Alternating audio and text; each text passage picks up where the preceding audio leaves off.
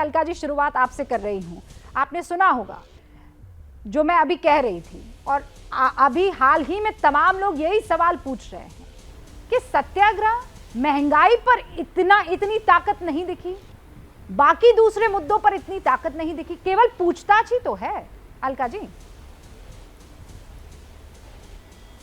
धन्यवाद। रूबिका जी, आप भूल रही होंगी, याद दिलाती हूँ, जयपुर में महा महंगाई रैली हुई, पूरा देश, राहुल गांधी जी थे, सोनिया गांधी जी मंच पर थी, और महा महंगाई रैली पर पूरा देश को हम लोगों ने सड़कों पर देश के लिए आए। किसान आंदोलन हुआ पूरे देश में, उस किसान आंदोलन में ट्रैक्टर रैली हो, पार्लियामेंट के अंदर बाहर राहुल गांधी जी आपको उसमें दिखे हैं। आप ये कहना कि तब नहीं दिखे, वो छोड़ दीजिए, जनता सब देख रही है, कोई दिखाए या ना दिखाए। अब मैं आती हूं मेन मुद्दे पर। 8 साल देश पूछ रहा है, प्रधानमंत्री मोदी जी 8 साल कम पड़ गए आपके पास। 8 साल, 70 साल कहते हैं कांग्रेस ने राज किया है, 70 साल में 70 छोड़िए, 7 नेताओं के नाम तो उंगली पर गिनाइए जिन्हें 8 साल में आपने मुकदमा चलाकर दोषी करार देकर जेल भेज दिया और उनके चुनाव लड़ने पर रोक लगा दी हो, क्योंकि आरोपों में दम नहीं था, झूठे आरोप हैं। गिरती अर्थव्यवस्था, गिरता रुपया, बढ़ती महंगाई, बढ़ती बेरोजगारी, बढ़ता देश में धार्मिक उन्माद, विफलताओं से ध्यान भटकाने के लिए मात्र ईडी को, संवैधानिक संस्थाओं को आज हथकंडा बनाकर डराने की कोशिश है। ये गांधी है, ये महात्मा गांधी जी ने नेशनल हेराल्ड, और पटेल ने, और साथ में नेहरू जी ने स्वतंत्रता आंदोलन में अंग्रेजों के खिलाफ आवाज मुखर करने के लिए अखबार बनाई।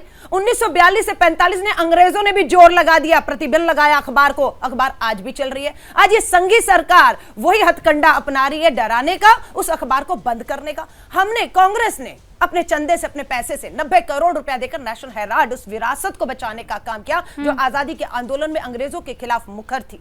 आज इनसे हम पूछना चाहते हैं कि आपको 8 साल क्यों लग गए। आप ही के डॉक्टर सुब्रमण्यम स्वामी, राज्यसभा सांसद, क्या 6 नवंबर 2012 को चुनाव आयोग गए या नहीं गए पूछने के लिए कि क्या ये चंदा दिया जा सकता है या नहीं दिया जा सकता? लिखित में जवाब हुआ, बिल्कुल दिया जा सकता है।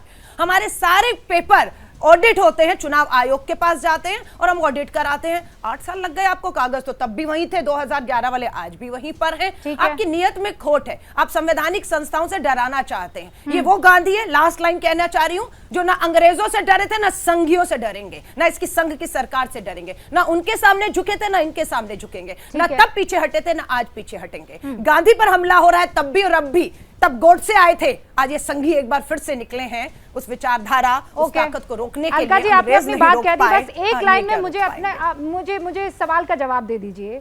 2012 में किसकी सरकार थी?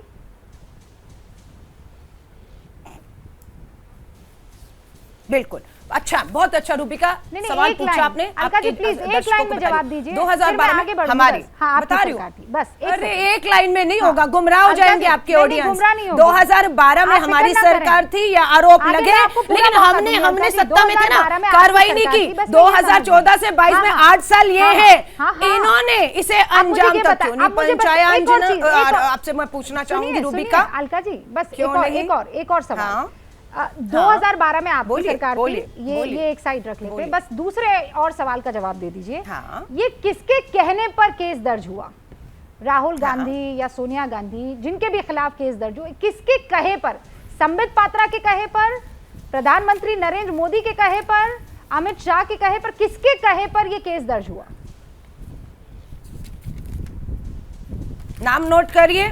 राजेश्वर सिंह ईडी के डायरेक्टर रहे, आज का है 11 साल सर्विस को थे, भाजपा ज्वाइन कर गए, भाजपा ज्वाइन ही नहीं की, आम एमएलए लड़ गए, यूपी से मंत्री हो गए। ऐसे लोग डायरेक्टर थे जो ऐसे मामले तो डाल गए, लेकिन उन्होंने खुद जो 2G चलाया था सब बरी हो गए। कोई मामला दर्ज इन्होंने जान के ये मामले करवाए, हमारी छवि को मैं आपका काम आसान कर देती हूं। कोर्ट के कहे पर ये केस दर्ज हुआ था, और कोर्ट किसी सरकार की, किसी संघ की, किसी संगठन की नहीं होती है।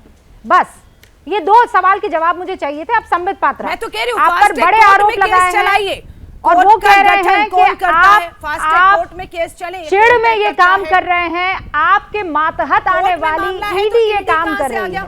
संबित पात्रा, कोर्ट में मामला चल रहा है तो 12 साल बाद ईडी कहां से बीच में आ गई? ठीक है अलका जी, आपके सवालों का जवाब अब आप सुनिए। एबीपी न्यूज आपको रखे आगे।